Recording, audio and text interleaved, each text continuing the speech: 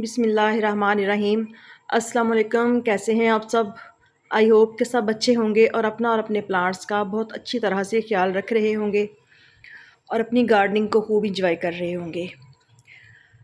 तो फ्रेंड्स, कुछ बातें करनी है आपके साथ, उसके बाद हम आते हैं अपने असली टॉपिक पे।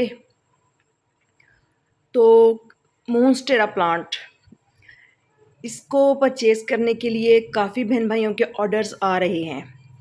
तो यहाँ पे मैं आपके साथ एक बहुत अहम पॉइंट शेयर करना चाहूँगी मोन्स्टेरा को लेके, कि मोन्स्टेरा डिलीशियसा की जब हम कटिंग लगाते हैं तो पहले इसके लीव्स सिंपल आते हैं लंबे लंबे से। जब प्लांट मैच्योर हो जाता है तकरीबन 1-1.5 साल का, तो उसके बाद फिर इसके लीव्स में कट्स आना शुरू होते हैं। तो लेकिन अगर हम ऊपर वाली हेल्दी शूट्स जो कट लीव्स वाली हैं वही लेके लगाएं, यानी कि आप कहीं से इतनी बड़ी इसकी कटिंग ले लें बड़े प्लांट की कि जहाँ से कटिंग आप ले रहे हैं उनमें कट्स हैं, तो फिर मुमकिन है कि वो प्लांट जो नए पत्ते निकालेगा उसकी जो लीव्स होंगे उनमें कट्स होंगे। तो इसलिए जो भी बहन भाई मोन्स्टेरा का प्लांट परचेज़ करना चाहते हैं तो उनके लिए ये बात मुझे बताना ज़रूरी थी, क्योंकि काफ़ी एक्सपेंसिव प्लांट है और फिर परेशानी बनती है। तो प्लांट परचेज़ करने के लिए आपको व्हाट्सएप का कॉन्टैक्ट नंबर मिल जाएगा डिस्क्रिप्शन में, वहाँ से आप कांटेक्ट कर सकते हैं और जो प्लांट्स आपने परचेज़ करने हो उनका स्क्रीनशॉट लेके तो मुझे सेंड कर दिया करें। और यहाँ पे मैं आपको अपने कुछ नए प्लांट्स दिखा रही हूँ जो मैंने रिसेंटली ऐड किए हैं अपने गार्डन में। तो ये फ़िलहाल सेल के लिए अवेलेबल नहीं है। तो इंशाल्लाह जैसे ही मेरे प्लांट को मैं अच्छी खाद खुराक दूंगी, ये अच्छे घने और बुशी हो जाएंगे, इनको प्रोपोगेट करूँगी, तो फिर मैं आपको ये सेल कर सकती हूँ।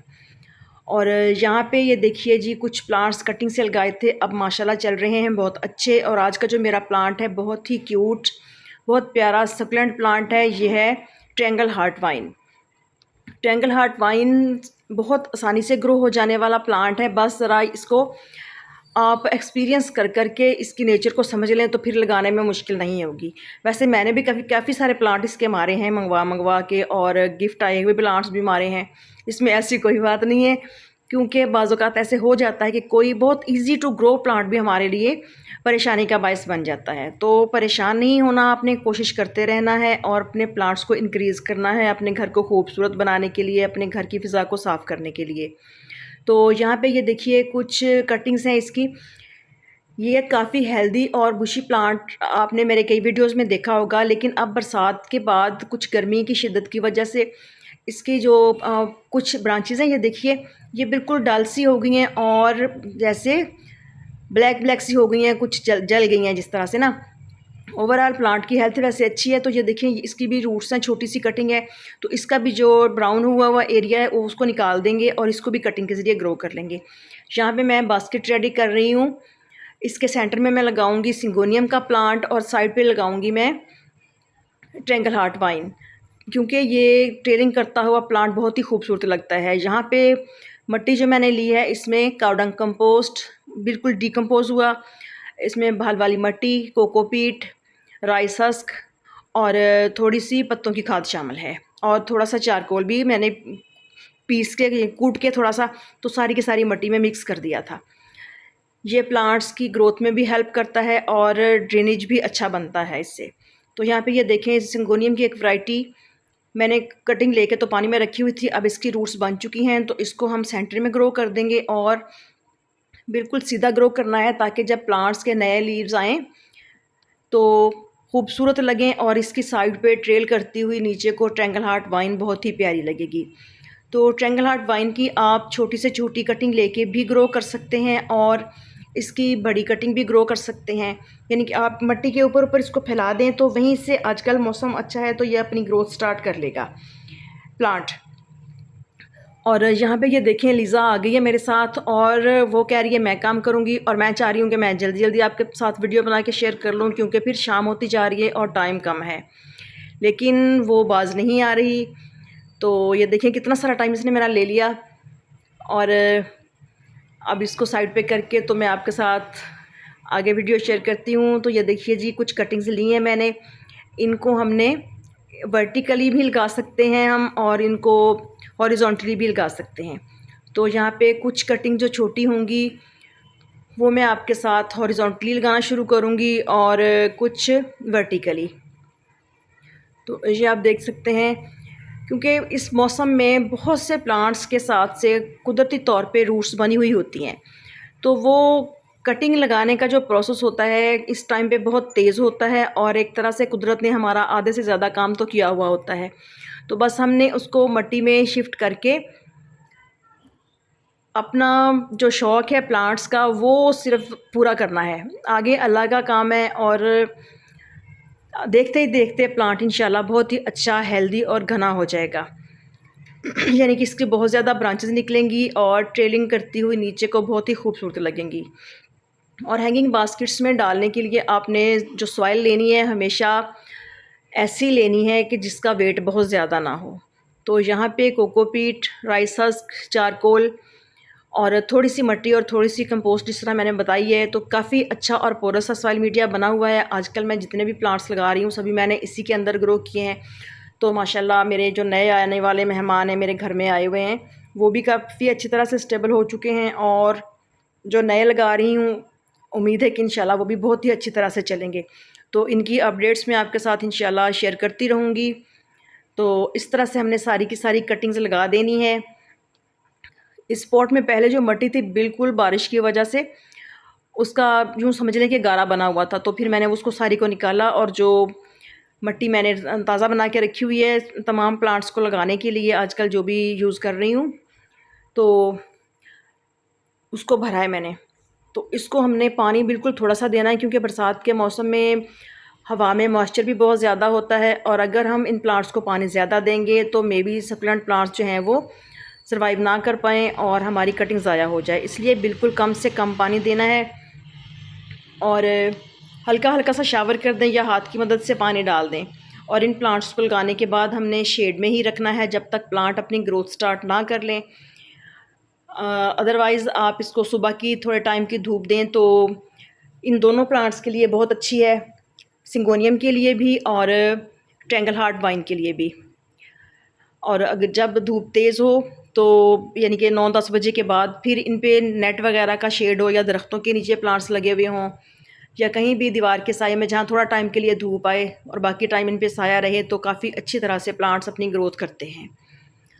और ये दोनों ऐसे प्लांट्स हैं कि कोई छोटा बच्चा या बिल्कुल बिगनर्स भी इस प्लांट को लगाएंगे तो प्लांट इंशाल्लाह आपको कभी भी मायूस नहीं करेंगे। बस आपने मिट्टी नरम बनानी है और पानी बहुत कम देना है और शेड में रखना है। तो नेक्स्ट जी जो प्लांट मैं आपके साथ शेयर कर रही हूँ वो मैं लगाऊंगी इन बोटल्स के अंदर। तो हम किसी भी चीज़ को ज़ाया करें तो क्यों करें, स्पेशली जो प्लांट्स लवर होते हैं। हम किसी भी चीज़ में अपनी गार्डनिंग के शौक़ को पूरा कर सकते हैं। अब आप देख सकते हैं कि मैंने ये शैम्पू वाली कुछ बोटल्स कट करके इनके अंदर मिट्टी डाली हुई थी, तो बारिश होने की वजह से मिट्टी सारी की सारी गीली हो चुकी है। तो अब प्लांट लगाने के बाद हमें इनके अंदर पानी डालने की भी ज़रूरत नहीं पड़ेगी। तो किसी भी चीज़ से आप होल कर लें। मैं यहाँ पे एक लकड़ी के टुकड़े से होल कर रही हूँ मिट्टी के अंदर, और इसमें मैं लगाऊंगी स्टेपलिया की कटिंग्स। स्टेपलिया बहुत इजीली ग्रो होने वाला खूबसूरत प्लांट है और बहुत खूबसूरत फ्लावर्स भी आते हैं इसके ऊपर। तो इसकी भी आजकल देखिए कितनी अच्छी तरह से जगह जगह इसकी रूट्स बन रही हैं, और अगर एक रूट भी इसकी सॉइल के टच में आ गई तो समझिए कि अपना काम हो गया। तो आसानी से ये प्लांट ग्रो हो जाता है, काफ़ी जल्दी ये घना और बुशी हो जाता है। तो इसको भी लगाने के बाद आपने शेड में रखना है। जब आप देखें कि प्लांट ने अपनी नई पत्तियां निकालनी शुरू कर दी हैं तो फिर आपने इसको धूप में शिफ्ट कर देना है। तो इंशाल्लाह आप देखेंगे कि बहुत जल्द ये प्लांट साइड ब्रांचेस निकालता है और काफ़ी हेल्दी हो जाता है। लेकिन इस प्लांट के साथ एक मसला ये होता है कि क्योंकि इसकी स्टेम्स में, ये एक सकुलेंट प्लांट है, तो स्टेम्स में ज़्यादा पानी होने की वजह से ये ज़्यादा हैवी होता है प्लांट। तो मिट्टी के पॉट में लगाएं जब प्लांट बड़ा हो जाए, या आप जब शिफ्ट करें प्लांट को तो ज़्यादा बेहतर है। अदरवाइज़ शैलो पॉट्स के अंदर भी ये प्लांट चल जाता है, हैंगिंग बास्केट में भी चल जाता है, जिस तरह के पॉट में भी आप लगाएंगे ये प्लांट चल जाएगा। बस आपने इसको पानी ज़रूरत के मुताबिक देना है। तो इसके बाद मैं यहाँ पे ये देखें एक पॉट खाली किया था, तो स्नेक प्लांट के बहुत ज़्यादा प्लांट्स मैंने निकाल के रखे हुए हैं और लगाने का टाइम नहीं मिला था। और आज कल भी हमारे यहाँ बारिश हुई है काफ़ी ज़्यादा, और आज भी बारिश बहुत ज़्यादा हुई है, जिसकी वजह से इसके ऊपर थोड़ी सी ये देखिए किस तरह से बेरौनका सा हो गया है। और पानी की कमी थी इसको, क्योंकि मैंने 2-3 दिन से निकाल के इसको रखा हुआ था पॉट्स के अंदर से। तो अब मैं इसके 2 प्लांट लूँगी और इस तरह से इनको इन बोटल्स के अंदर लगा दूँगी, क्योंकि बोटल्स थोड़ी लंबाई में ज़्यादा होने की वजह से मिट्टी काफ़ी डली हुई है और बोटल्स काफ़ी हैवी हैं। तो इसके अंदर थोड़ी थोड़ी मिट्टी और डाल देंगे। बस आपने इसकी रूट्स को मिट्टी के अंदर करके हल्के हाथ से प्रेस कर देना है। तो ये प्लांट भी बहुत जल्दी अपने बेबी प्लांट्स निकालता है और बहुत जल्द जिस पॉट में भी लगाएंगे वो आपको भरा हुआ नज़र आएगा। और बाज़ औक़ात तो ये ऐसा प्लांट है कि ड्रेनेज होल जहाँ से किया होता है, इसके बेबी प्लांट्स वहाँ से भी निकल आते हैं, जो कि बड़ी मज़े की चीज़ होती है। देखने में बहुत अच्छा लगता है कि ज़िंदगी कहीं से भी शुरू हो सकती है। तो इस तरह से आप भी अपने प्लांट्स लगा सकते हैं, परचेज़ करके लगा सकते हैं। कहीं से आपको कटिंग मिले, कोई बेबी प्लांट मिल जाए तो वो ला के लगाएँ अपने घर में।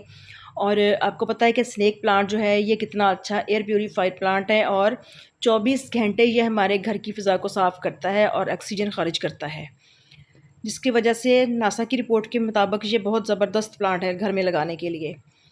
तो आई होप कि आज का टॉपिक आपको अच्छा लगा होगा। और एक चीज़ कि इन प्लांट्स को आपने फ़िलहाल कोई भी खाद नहीं देनी। जब आप देखें कि प्लांट अच्छी तरह से ग्रोथ कर चुका है, 1-1.5 माह के बाद आपको इसकी न्यू ग्रोथ नज़र आए, तो फिर आप इसमें लिक्विड फर्टिलाइज़र डालना शुरू कर दें, या आप जो भी चाहें फर्टिलाइज़र दे सकते हैं। तो ओके जी, अल्लाह हाफ़िज़, हैप्पी गार्डनिंग।